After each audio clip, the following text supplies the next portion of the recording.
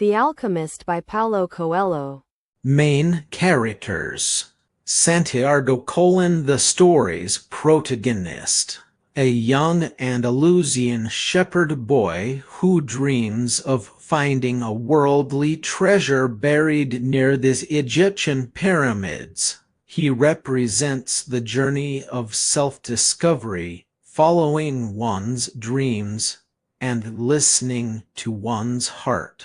He is curious, brave, and willing to take risks. Melchizedek / the King of Salem: an old, mysterious king who appears to Santiago.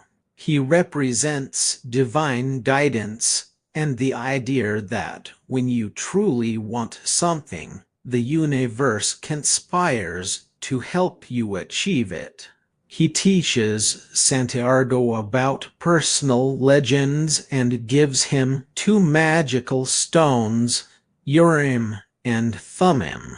The crystal merchant: a man in Tangier who employs Santiago. He represents the fear of pursuing one's dreams and the comfort of settling for the familiar.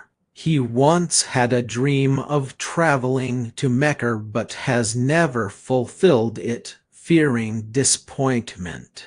The Englishman: a well-read man Santiago meets on the caravan to the Egyptian desert. He is obsessed with learning the secrets of alchemy from books. He represents the intellectual pursuit of knowledge versus the experiential, heart-led journey.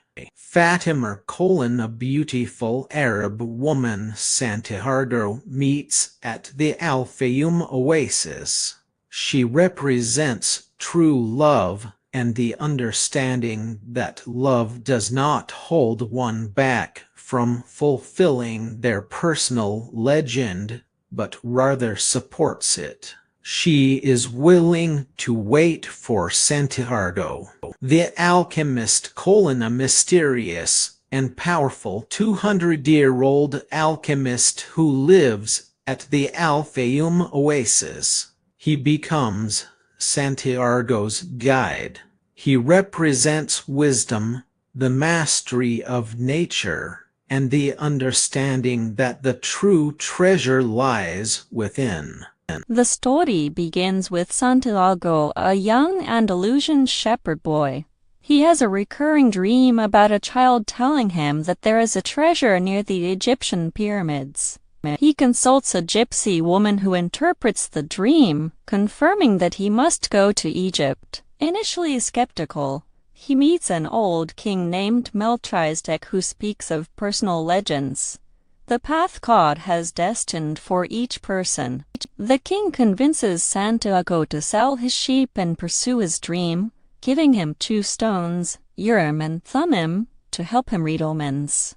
Santiago sells his sheep and travels to Tangier in North Africa. On his first day, he is robbed of all his money.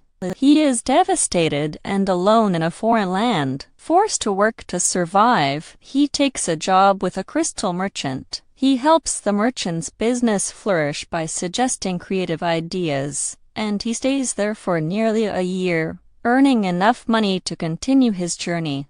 Santiago joins a caravan crossing the vast Sahara Desert towards Egypt. On the caravan, he meets an Englishman who is obsessed with finding a famous alchemist. The Englishman spends his time reading books about alchemy, while Santiago observes the desert and listens to its silences.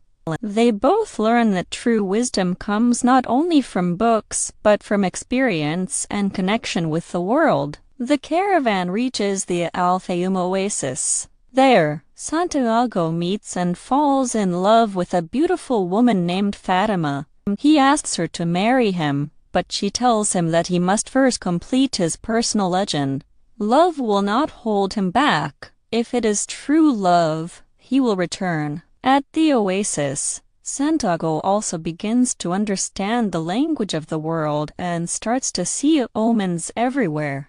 While at the oasis, Santiago has a vision of an approaching army. He warns the tribal chieftains who prepare their men. The enemy attacks it is defeated. Santiago is hailed as a hero. The famous alchemist who lives at the oasis hears of this and decides that Santiago is ready to be guided to the pyramids. The alchemist and Santiago leave the oasis and travel through the desert. They face many dangers, including a clash with warring tribesmen. The alchemist teaches Santiago about alchemy, explaining that the real secret is not to turn lead into gold, but to listen to one's heart and fulfill one's personal legend. He tells Santiago that his heart will always guide him. Finally, they arrive near the pyramids. The alchemist leaves Santiago to dig for his treasure alone. Santiago digs all night but finds nothing. He is captured by refugees who beat him and steal his gold. As he lies bleeding, he tells them about his dream of treasure. The leader of the refugees mockingly tells him that he himself had a recurring dream about a treasure buried under a sycamore tree in the ruins of a church in Spain,